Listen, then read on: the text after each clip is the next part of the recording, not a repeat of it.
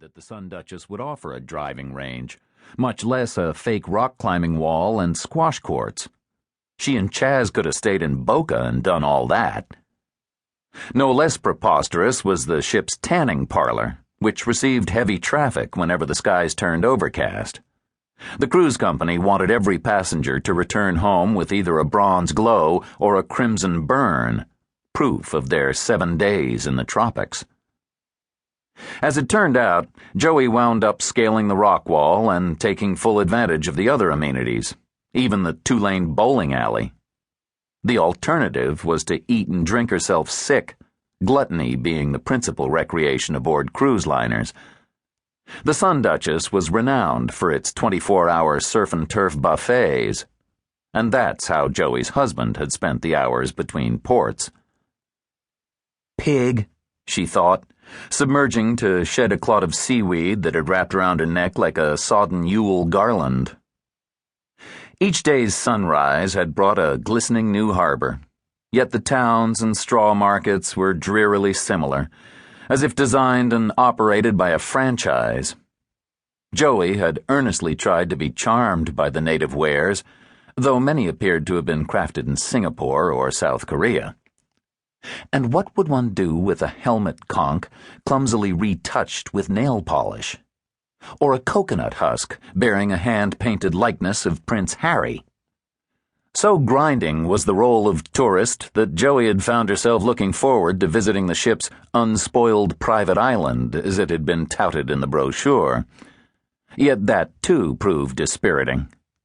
The cruise line had mendaciously renamed the place Rapture Key, while making only a minimal effort at restoration. Roosters, goats, and feral hogs were the predominant fauna, having outlasted the smuggler who had been raising them for banquet fare.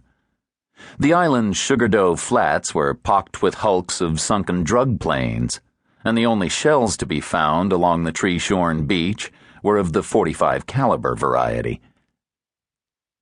"I'm gonna rent a jet ski," Chaz had cheerily decreed.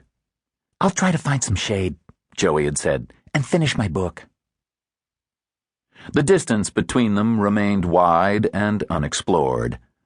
By the time the Sun Duchess had reached Key West, Joey and Chaz were spending only about 1 waking hour a day together, an interval usually devoted to either sex or an argument. It was pretty much the same schedule they kept at home. So much for the romantic latitudes, Joey had thought, wishing she felt sadder than she did.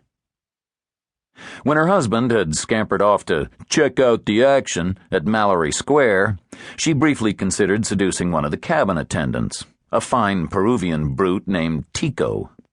Ultimately, Joey had lost the urge, dismissing the crestfallen young fellow with a peck on the chin and a $50 tip. She didn't feel strongly enough about Chaz to cheat on him, even out of spite, although she suspected he'd cheated on her often, and quite possibly during the cruise. Upon returning to the Sun Duchess, Chaz had been as chatty as a cockatoo on PCP.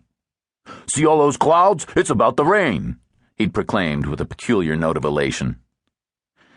"I guess that means no golf tonight," Joey had said. "Hey, I counted 26 t-shirt shops on Duval Street. No wonder Hemingway blew his brains out." "That wasn't here," Joey had informed him. "That was in Idaho." "Hey, how about some chow? I could eat a whale." At dinner, Chaz had kept refilling Joey's wine glass over her protests. Now she understood why. She felt it, too, that dehydrated alcohol fatigue. She'd been kicking hard up the crests of the waves and then breaststroking down the troughs, but now she was losing both her rhythm and stamina. This wasn't the heated Olympic pool at UCLA. It was the goddamn Atlantic Ocean.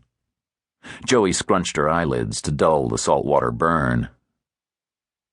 "I had a feeling he didn't love me anymore," she thought. "But this is ridiculous." Chaz Perrone listened for a splash, but heard nothing except the deep lulling rumble of the ship's engines. Head cocked slightly, he stood at the rail as solitary and motionless as a heron. He hadn't planned to toss her here. He had hoped to do it earlier in the voyage, somewhere between Nassau and San Juan.